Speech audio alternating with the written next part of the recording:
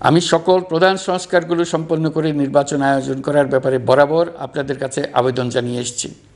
তবে রাজনৈতিক ঐকমত্যের কারণে আমাদেরকে যদি অল্প কিছু সংস্কার করে ভোটার তালিকা নির্ভুলভাবে তৈরি করার ভিত্তিতে নির্বাচন সম্পন্ন করতে হয়, তাহলে 2025 সালের শেষের দিকে নির্বাচন অনুষ্ঠান হয়তো সম্ভব হবে।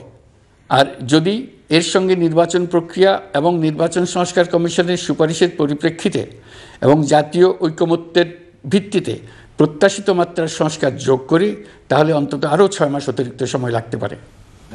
মোটা দাগে বলা যায় 2025 সালের শেষ দিক থেকে 2026 সালের প্রথমার্ধের মধ্যে নির্বাচনের সময় নির্ধারণ করা যায়। আমাদের সংস্কারের যে আকাঙ্ক্ষা, সেটি বাস্তবায়নে প্রতিটি কমিশনই আমাদের জন্য গুরুত্বপূর্ণ। তবে নির্বাচন ব্যবস্থা সংস্কার ও সংবিধান সংস্কার কমিশনের কথা আমি একটু আলাদাভাবে বলতে চাই, কেননা এই দুটি কমিশনের সুপারিশের উপর প্রধানত নির্ভর করছে আমাদের আগামী নির্বাচন প্রস্তুতি ও তারিখ। এই প্রসঙ্গে বড় খবর হলো, প্রধান নির্বাচন কমিশনার সহ নির্বাচন কমিশন গঠন করা হয়ে গেছে। কমিশন দায়িত্ব গ্রহণ করেছে। এখন থেকে তাদের হাতে দায়িত্ব ন্যস্ত হলো ভবিষ্যৎ সরকার গঠন করার প্রক্রিয়া শুরু করার। তারা তাদের প্রস্তুতির কাজ শুরু করেছেন। তাদের হাতে অনেক কাজ। প্রথমে সবচেয়ে বড় কাজ ভোটার তালিকা হালনাগাদ করা। এটা এমনিতেই কঠিন কাজ। এখন কাজটা আরও কঠিন হলো এই জন্য যে গত 3টা নির্বাচনে ভোটারদের অংশগ্রহণ করার সুযোগ ছিল না। ভোটার তালিকা যাচাই করার সুযোগ হয়নি কারণ। গত 15 বছরে যারা ভোটার হওয়ার যোগ্য হয়েছে, তাদের সবার নাম ভোটার তালিকায় তোলা নিশ্চিত করতে হবে। এটা একটা বড় কাজ। ছাত্র জনতার অভ্যুত্থানের পর এখানে গলদ রাখার কোনো সুযোগ নেই।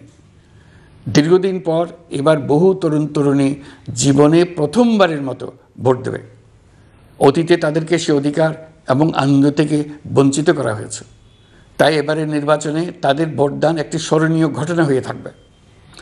এই অভিজ্ঞতাকে মসৃণ করার সমস্ত আয়োজন করতে হবে।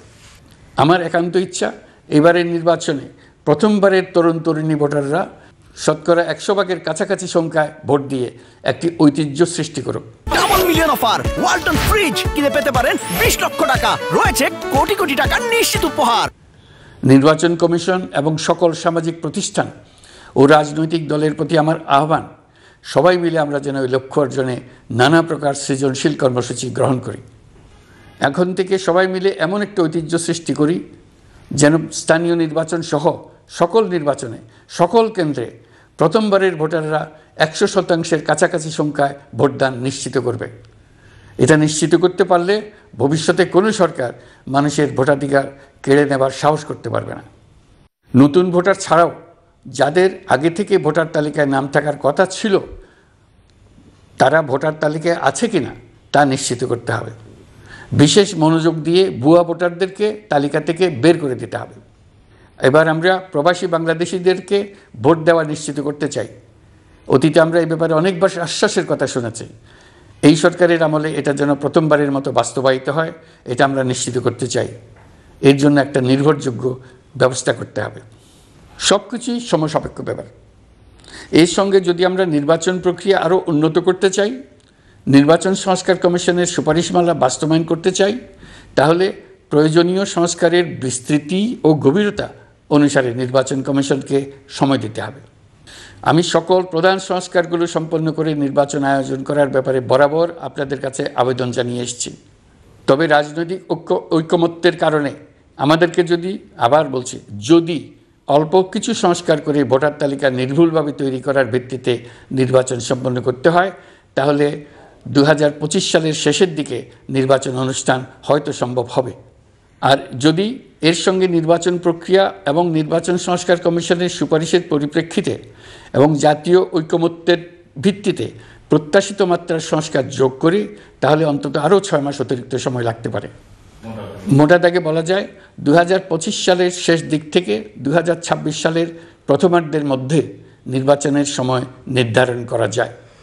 প্রিয় দেশবাসী, যে কোনো সংস্কারের কাজে হাত দিতে গেলে রাজনৈতিক ঐকমত্যের প্রয়োজন।